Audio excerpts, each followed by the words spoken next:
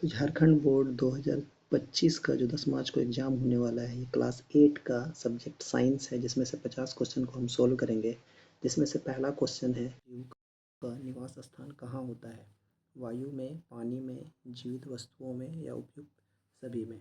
इनका निवास स्थान वायु में भी होता है, पानी में भी होता है, जीवित वस्तुओं में यानी उपयुक्त सभी में होता है। आगे बढ़ेंगे, दूसरे क्वेश्चन में आएंगे। निम्नलिखित में से कौन सा रोग मच्छर से फैलता है?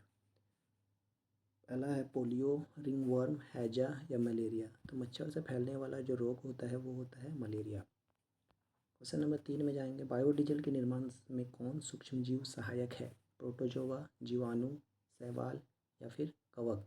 इसका जो आंसर होगा वो होगा शैवाल।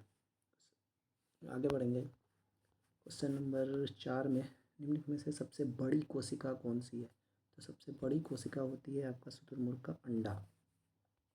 आगे बढ़ेंगे, क्वेश्चन नंबर 5। कोशिका के किस भाग में गुणसूत्र उपस्थित होता है? तो कोशिका के केंद्रक में या कोशिका ध्रुव में, कोशिका भित्ति में या इनमें से कोई नहीं। तो गुणसूत्र जो उपस्थित होता है वो होता है आपका केंद्रक में। आगे बढ़ेंगे, क्वेश्चन नंबर 6 में किस धातु की भौतिक अवस्था द्रव के रूप में होती है? जस्ता, तांबा, पारा या फिर टीन? तो पारा जो होता है वो द्रव अवस्था में पाया जाता है। 7 नंबर क्वेश्चन में एक्सरे करने हेतु किस धातु का उपयोग किया जाता है? टीन, सोना, तांबा या फिर लेड? इसका जो सही आंसर होगा वो होगा लेड। आगे बढ़ेंगे, क्वेश्चन नंबर 8 में झारखंड के जादूगोड़ा में किस धातु की प्रचुरता विद्यमान है?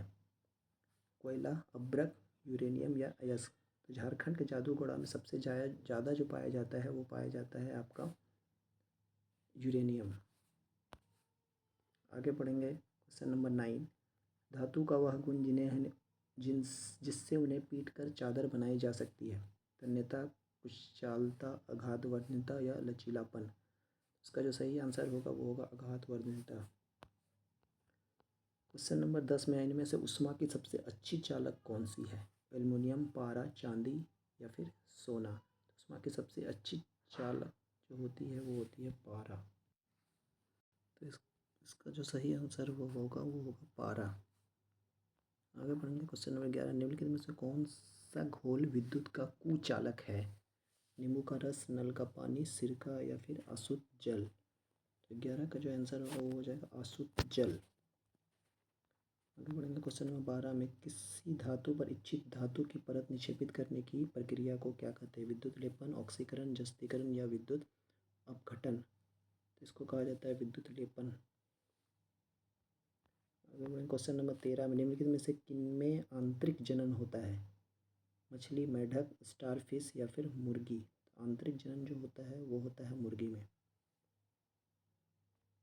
Question number 14। हाइड्रा में जनन की विधि होती है? हाइड्रा में जनन की विधि होती है मुकुलन। 15 नंबर क्वेश्चन में पृथ्वी की सतह से ऊंचाई के बढ़ने के साथ साथ वायुमंडलीय दबाव घटता, बढ़ता या दोनों या इनमें से कोई नहीं? तो ऊंचाई के बढ़ने के साथ साथ वायुमंडलीय दबाव जो होता है वो घटता है। 16 नंबर, दाब का मात्रक क्या होता है? तो दाब का मात्रक पास्कल, न्यूटन प्रति वर्ग मीटर या फिर दोनों या इनमें से कोई नहीं?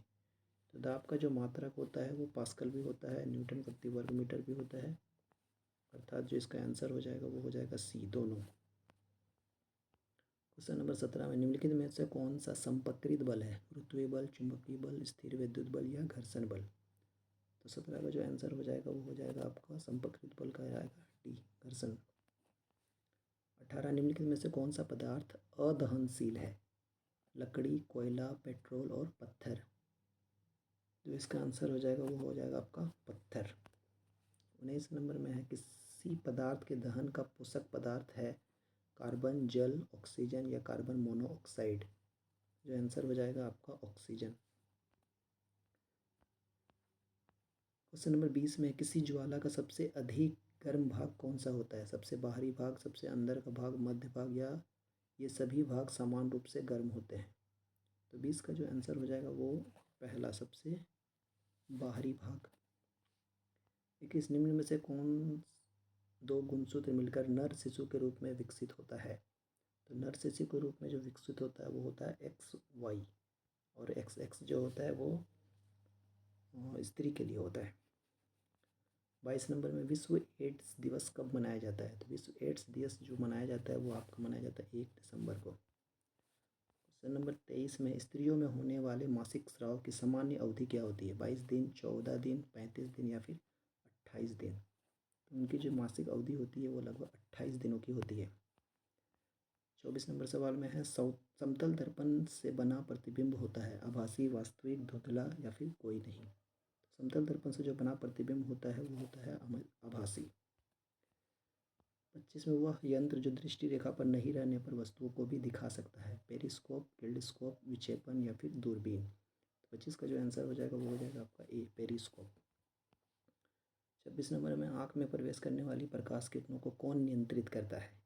तो जो आँख में प्रवेश करती है नियंत्रित, उसको पुतली नियंत्रित करता है। पुतली भी करता है और देखिए यहाँ पे आइरिस भी करता है, बट ज़्यादा सही पुतली जो होता है वो आइरिस के ही अंदर में पाया जाता है, इसलिए इसका जो सही आंसर हो जाएगा वो हो जाएगा पुतली। वर्षा ऋतु में बोई जाने वाली एवं अक्टूबर से दिसंबर तक फसल की कटाई वाली फसलें कहलाती है, रबी, खरीफ, दलहन या फिर तिलहन। तो ये हो जाएगा जो अक्टूबर से दिसंबर, यानी ये हो जाएगा खरीफ, ऑप्शन नंबर बी। स्वपोषी का उदाहरण है गाय, बकरी, तिलचट्टा या अमरूद का पौधा। तो जितने भी पौधे होते हैं वो सारे स्वपोषी होते हैं। क्वेश्चन नंबर 29 में हार्वेस्टर मशीन द्वारा फसल की डैश की जाती है, जुताई, भंडारण, कटाई या ढुलाई। तो जो हार्वेस्टर मशीन होती है उससे हम लोग कटाई करते हैं। क्वेश्चन नंबर 30 में बड़े शहरों में रात्रि में चांद, तारे, ग्रह, उपग्रह क्यों नहीं दिखाई देता? ऑप्शन उन्हें कोई देखता ही नहीं है, बड़े शहरों में विद्युत सज्जा में छिप जाते हैं, धूल धुएं से भरे आसमान में कहीं खो जाते हैं, या इनमें से कोई नहीं। 30 का जो सही आंसर हो जाएगा वो हो जाएगा सी, धूल जो होते हैं वो धुएं से भरे आसमान में कहीं खो जाते हैं। क्वेश्चन नंबर 31 में सबसे दूर का ग्रह कौन सा है? तो सबसे दूर का जो ग्रह होता है इसमें से नेपच्यून होगा। क्वेश्चन नंबर 32 में जाएंगे, खगोलीय पिंड की दूरी को किस इकाई में मापा जाता है? प्रकाश वर्ष, मीटर, किलोमीटर या सेंटीमीटर। तो खगोलीय पिंड जो होता है उसको प्रकाश वर्ष में मापा जाता है।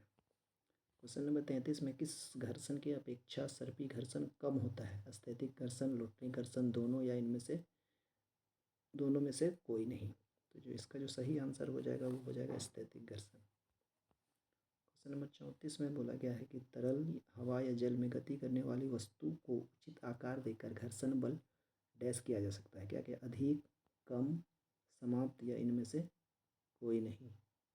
तो घर्षण अगर उचित वस्तु उसी आकार देकर घर्षण बल को कम किया जा सकता है।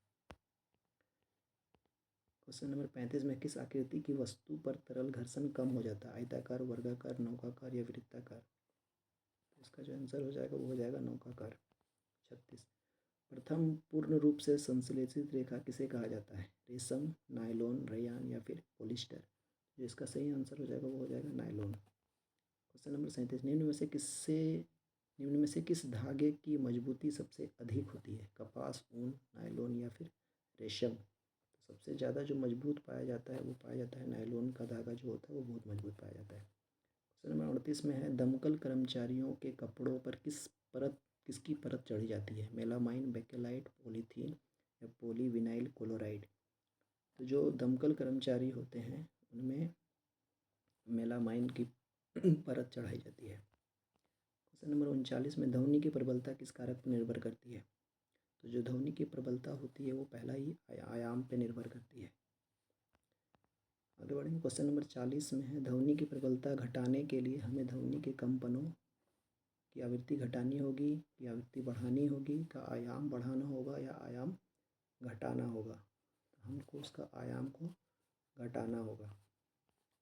41 नंबर में प्रासरव ध्वनि की कंपनियों की आवृत्ति होती है 20 हर्ट्ज से 20,000 हर्ट्ज के बीच, 20,000 से नीचे, 20,000 हर्ट्ज से ऊपर या 500 हर्ट्ज और 10,000 हर्ट्ज के बीच। तो जो प्रासरव ध्वनि होती है उसकी जो आवृत्ति होती है वो 20,000 हर्ट्ज से ऊपर की होती है, यानी option number C.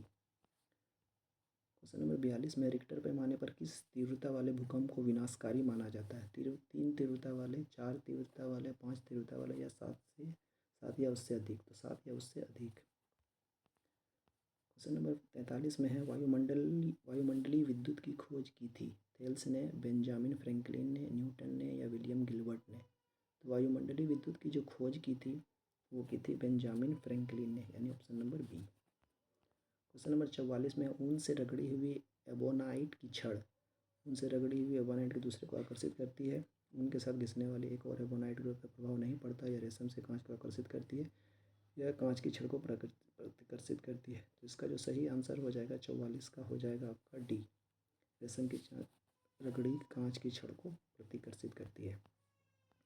Question number 45 में है कि वायुमंडल में किन गैसों की वृद्धि से विश्व तापन की समस्या हो रही है।